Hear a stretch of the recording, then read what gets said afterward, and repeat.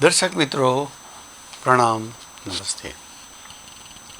હવે આપણે દાંતની તંદુરસ્તી માટે ઘરઘરાવ સિમ્પલ પ્રયોગો જોઈ લઈએ. આપને યાદ તો છે જ કે વિગત એપિસોડમાં મેં આંખોની સંભાળ માટેનો એક વિડીયો મૂક્યો છે, કાનની સંભાળનો એક વિડીયો મૂક્યો છે. તો આજે દાંતની સંભાળ માટેનો એક વિડીયો જોઈ લઈએ. દાંત પણ આપણી ઘંટી કહેવાય છે. આ જો ઉંમર પહેલાં જ અથવા ઢળતી ઉંમરે જતા રહે તો પછી બહુ મુસીબતો આવે છે, કારણ કે ખોરાક ચવાતો નથી, ભોજન ધીમું પડી જાય છે, માટે આપણા દાંત અને પેઢાને સડો લાગે છે. પછી મોઢું પણ ગંધાય છે, મોઢાના વિશિષ્ટ પાયોરિયા નામનો રોગ છે એ થાય છે, અને પછી તંદુરસ્તી જોખમાય છે અથવા જીવન થોડું દુઃખમય થઈ જાય છે. તો મિત્રો યાદ રાખજો કે દાંત માટેના સિમ્પલ પ્રયોગોમાં તમારે બને તો સપ્તાહમાં 7 દિવસ કોઈ મંજન લાલ મળે તો લાલ મંજન, આપણા યોગાલયમાં પણ એક પ્રભાવતી દંતમંજન છે, બહુ અફલાતુન છે, દાંતના દુખાવા વગેરે પણ બંધ કરી દે છે. તો એ મંજન વાપરો તો એ વાપરો. તમારે ભલે બ્રશ કરો તો કરો, પણ બ્રશ થયા પછી તમે આંગળીથી, તર્જનીથી હાથમાં પાવડર લઈને આ રીતે ઘસવાનું રાખો. થોડું દાબીને ઘસશો તો દાંતના પેઢા પણ મજબૂત થઈ જશે. પછી એક એપિસોડમાં મેં દાંતણનું પણ સૂચવેલું છે તમને. બાવળ કે લીમડાનું દાંતણ લઈને દાંતણ ચાવી તમારે એક્સરસાઇઝ માટે ચાવવાનું છે.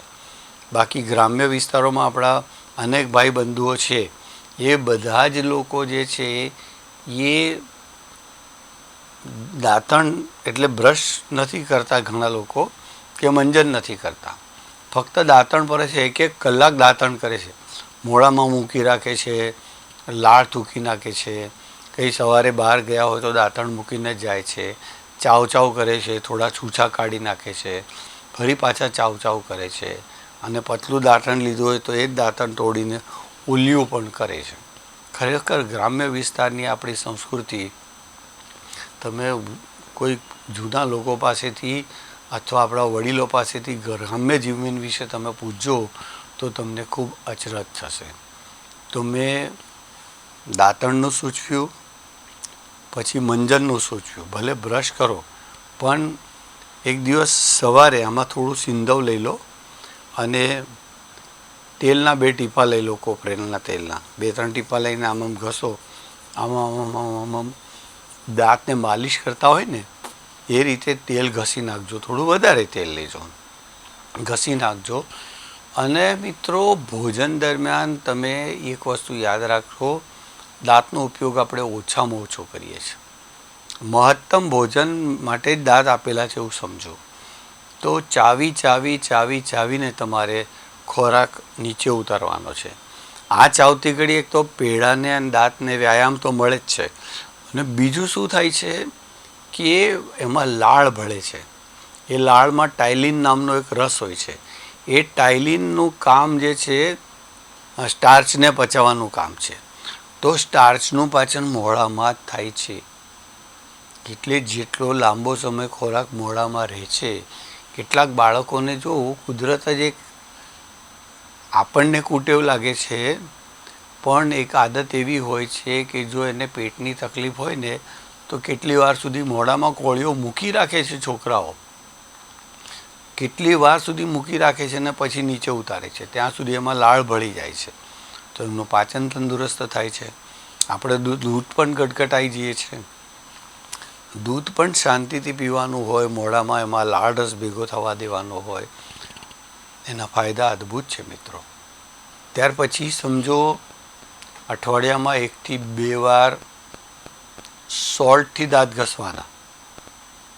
હવે તો મોટી કંપનીઓવાલા પણ ક્યાં આપકે ટૂથપેસ્ટ મેં નમક હૈ એવી રીતે પૂછે છે. તો પહેલાં આપણે નમક વાપરતા હતા તો આપણે અબૂધ કહેવાતા હતા, પરંતુ હવે એ લોકો જ નમકની મહિમા જાણી ગયા છે.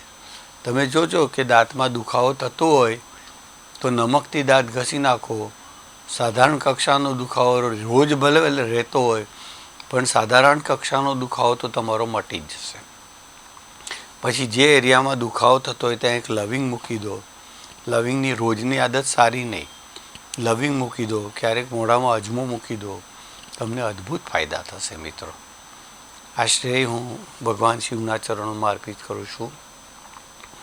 જગતજનની ભારત માતાને પ્રણામ કરીને અહીંયા જ આ વિડીયોને આરામ આપું છું. વંદે માતરમ.